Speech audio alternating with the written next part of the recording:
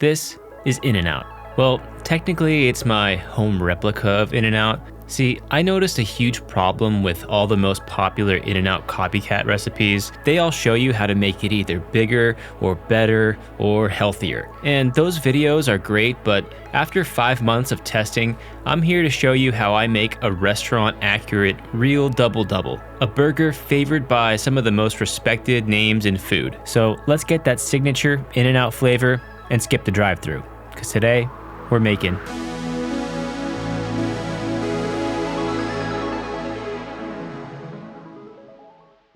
Welcome.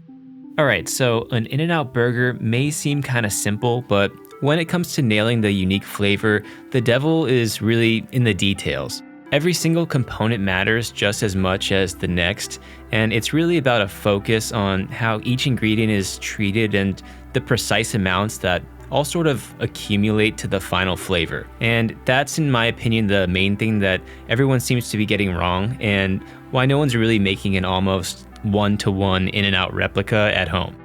Until now. And to really test our chops today, we're gonna make the pinnacle order, a double-double animal style. That means extra spread, pickles, mustard fried patties, and some grilled onions, which is where we'll start.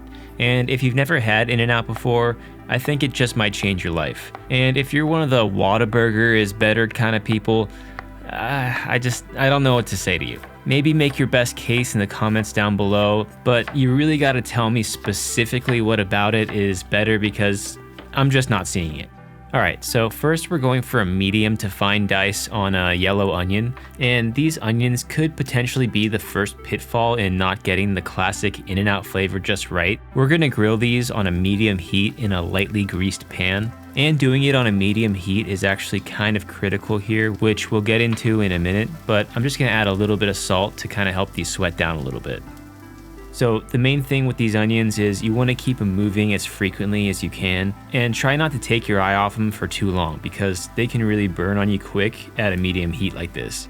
So one of the things that I see a lot of people getting wrong when it comes to making these In-N-Out burgers is they go for a really slow, caramelized and like luxurious type of caramelized onion, and that's really not going to give us the right flavor profile. We still want to take our time a bit, but we do want to see some nice contrast between some more charred spots and some lighter areas. When you got something like this, you're good to go. Alright, let's talk sauce, or what's known as the coveted In-N-Out burger spread. And again, you don't want to overcomplicate this. The beauty of In-N-Out is in the restraint, and this sauce is no different. So I'm gonna start off with a super fine dice on a dill pickle, and you can use whatever dill pickle you want, but I would really stay away from bread and butter pickles or sweet pickles because the flavor is just not right. And I think it's unlikely that In-N-Out uses Japanese mayo, but it's what I got and it's my favorite. So I'm using 4 parts mayo, then we're gonna go with 2 parts just a classic normal ketchup, and 1 part plain yellow mustard. Then lastly, I'm gonna go with a couple sprinkles of some white plain vinegar. And I've seen some people add some paprika here. Maybe they use it, maybe they don't. I'm just gonna go without it today. So more or less, this is just your basic classic burger sauce. I think the ratio is kind of what makes it really shine here. And you wanna mix it really well. And once you get a nice consistency like this, you're good to go. Next, one of the most important components in my opinion is the bun. So what you really don't want to do is use a fancy, delicate brioche style bun like this. I'd save those for a more wild and luxurious style burger. If you know, you know. In-N-Out uses buns from Puritan Bakery, which are basically sponge dough. And the closest thing that I could find are these classic Wonder Bread hamburger buns. They're super soft, light, and slightly sweet, but they have enough density and strength to hold up against all the other toppings, sort of like a sponge. And I'm gonna toast these right on a hot cast iron. The key here is that you want it to be dry. We definitely don't want it to be coated in butter or any oil, and we're really looking to get some nice char, especially on the outer edges of the bun. Alright, let's move on to the meat, because the size of the patties is usually the #1 thing that I see people getting wrong. Each patty is only 2 ounces, and I'm using an 80-20 lean to fat ratio, but I've heard that they go up a bit higher, but it's kind of unknown exactly what they're using.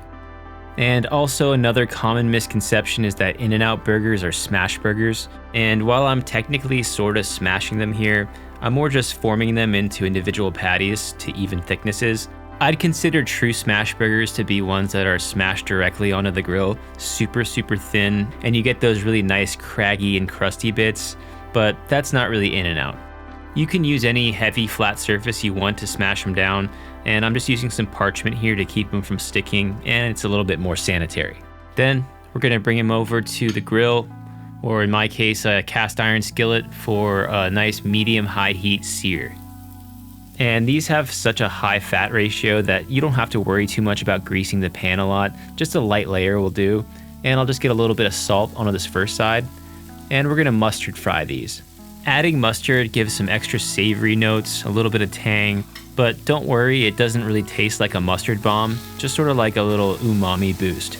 And once you got some good color on the first side, go ahead and give them a flip, followed by some American cheese. And I prefer to use Boar's Head over Kraft Singles because they just have a little bit better flavor. And you probably also noticed that I folded the cheese, which is something that In-N-Out does for presentation purposes, so you can really see the beef at the end. I also like to cover the patties towards the end to help the cheese melt just a little faster.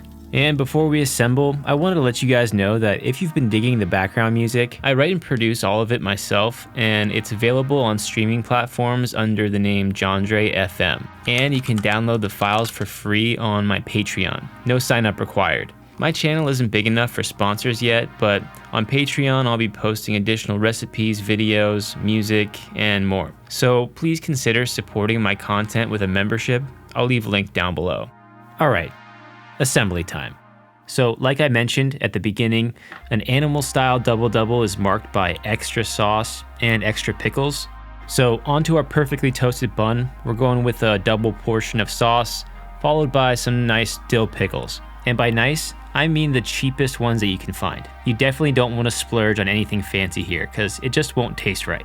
We're going to follow that up with a couple medium to thin slices of tomato, which I've salted here because I just can't help myself. And for that classic In-N-Out crunch, I'm going with some iceberg lettuce here. And we'll follow that up with our patties. And now you can tell why we folded the cheese, so you can see what kind of beef that you're eating. Then we're gonna go on with our grilled onions, and you don't wanna use too much here. I might have used borderline too much, but I think it's acceptable. Lastly, the top bun is gonna complete our friend here. And we did it. Looks like In-N-Out to me. Except there is one more thing that could make it just a little bit better.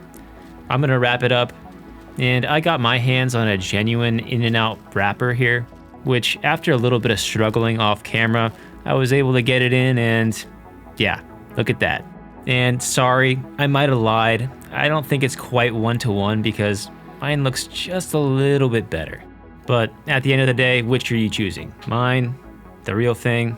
It's hard to say. All right, let's see how we did.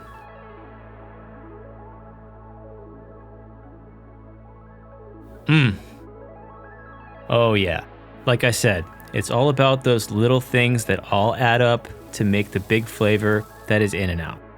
Oh, one more thing. I know it's kind of controversial, but I don't know. I like In-N-Out fries. All right. We did it again. Give a like, subscribe. Until next time, I'll see you guys later.